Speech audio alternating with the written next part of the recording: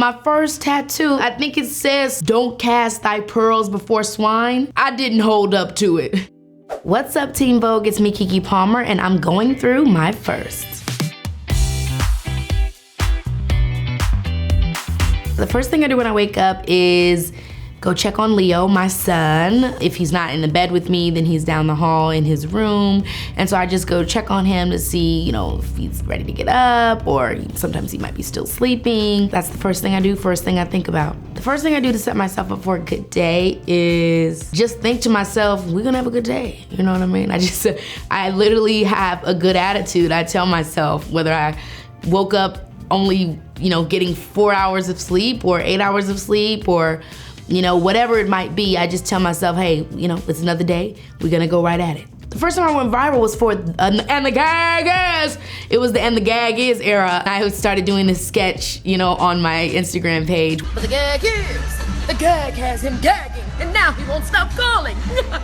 I would say something and I would say, hey, but the gag is, which is like, the punchline, the ticket. And that was the first time that I kind of went viral. The first TV show that made me feel understood, I would have to say, was Mo to the E to the Moesha. Yes, the show is so good. I just loved it. First of all, Moesha, now that I'm grown, she was a brat. She was mean as hell to her daddy, Frank. Frank never did nothing but try to love her. And it was just really messed up that she was really actually like a very bratty, and what she grew up either in Leimert Park or Ladera Heights. She was low-key black bourgeoisie. I made a lot of realizations, but I still loved Moesha. In the Ohaji episode, oh my gosh.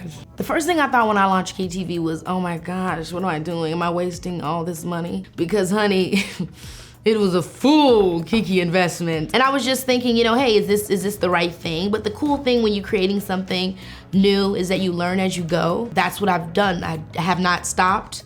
And at every step and every corner, I've faced things head on with my team, and we've been able to not only accomplish what we've wanted in this first year, but even more. Where we're going with KeyTV just becomes clearer and clearer. And so I do say to anybody out there that's starting something, you might have a blanket idea, you might have to switch gears and it'll change as time goes, it'll continue to develop, but don't think that you have to start when everything is 100%, because that doesn't really exist. It's just you believing in it, you having that seed of faith, and continuing to build on top of that and taking it one day at a time. The first time I walked away from something big, it probably was Half Nelson with Ryan Gosling when I was probably like 12 or 13. The movie was about him being a teacher who was on drugs, and one of his students sold him drugs, and my mom was like, you can't go from spelling words to selling drugs to Ryan Gosling. So that was like what we walked away from. The first time I truly felt confident in myself, I'll just take it all the way back, was when I did my first solo. When I was 5 years old at St. Benedict in Illinois, I sang These Three Kings from Warrior and Tar type of song. I forget how it goes, but I did the performance, and I remember feeling really proud of myself because the mic was too high for me, but I pulled that mic out and I just started singing. Oh my gosh, the first time, my best friend always asked me, what were you thinking when you first had a Leo? And I always tell her the same thing. I just thought, I love you, son. I'm so happy to see you, son. Like, I don't know, I felt like I was an episode of Family Matters. I just felt really happy, but it also felt sweet and intimate, but really joyous. You know what I mean? Just truly joyous. I just remember pushing him out and, it immediately got on my chest, and he made that little like, you know how babies do. And I was waiting on it because I done seen some spooky reels. And so I was like, let me hear that, and he was like, I was like, I love you, son. I just love you so much, son. My first tattoo, almost forgot about it. It's under my boob.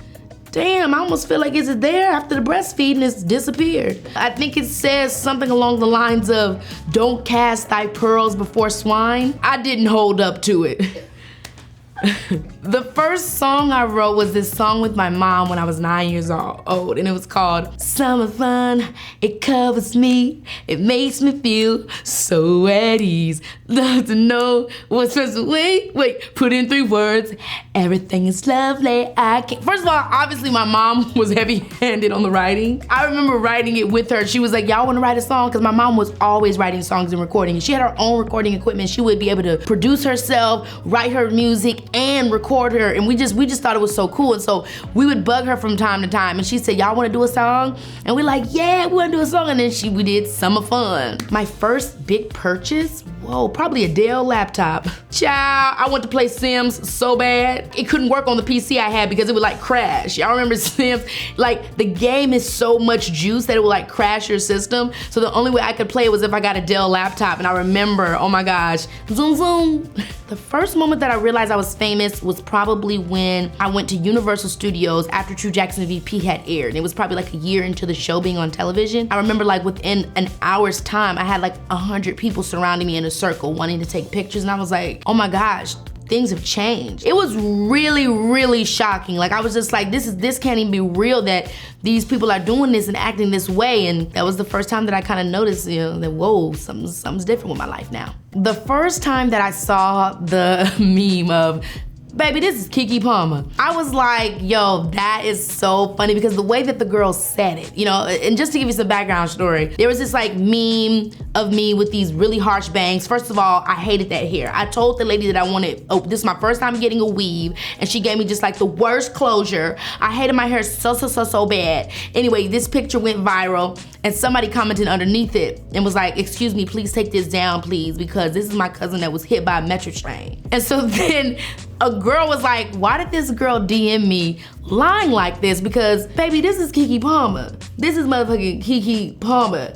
And after I seen that, I just loved it so much. And I got to talk to the girl and I named my podcast off of that very famous meme. The first celebrity impression that I mastered, and this is since I was a little kid, was Angela Bassett, honey. It was always Angela Bassett because people always told me, especially after I did Keelan the Bee, people would tell me all the time how much I looked like her and everything like that. And I loved Michael Jackson's story, The American Dream, when I was a kid growing up. And so I always would do, you a lie, you a cheat.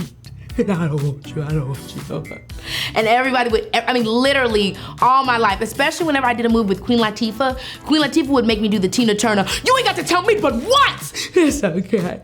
It's okay. She would literally, after every like lunch break on Joyful Noise, she'd be like, Keke, do Angela. So for years, she knew about the Angela impression before you guys. The first person that I contact anytime anything happens with me is my mom. Every single time. I'm always like, Mom, did you see? Or Mom, did you hear? Girl, you won't believe. Whether it's tea or work or anything, I will always tell my mom first. Oh my gosh, I will never forget the first time that I introduced Lady Miss Jaclyn was on the set of Scream Queens. It was the second season, and I was working with my, still to this day, producing partner, writing partner, Max Wyeth. And I always end up sounding like an old lady sometimes. Like I'm just like, yes, honey, you know. And he loved when I would do that. And so he said, what do you think about doing this hashtag, creating this kind of like running sketch called Southern Belle Insults? And that was the beginning of Lady Miss Jaclyn. Like even before we named her, it was just like a Southern Belle giving insults. I can really take off my gloves and treat you like the sack of potatoes and cheap frock that you are. And we just kept doing it, and slowly we started to develop this world for her. And he and I to this day are just like astonished about what we've been able to capture. She's like my Madea. The first thing I want to say to people who come up to me and says, Keke, do you love me, is you thought you did something, didn't you? You thought you was the first, wasn't you? No. Thank you, Teen Vogue, for joining me on my first.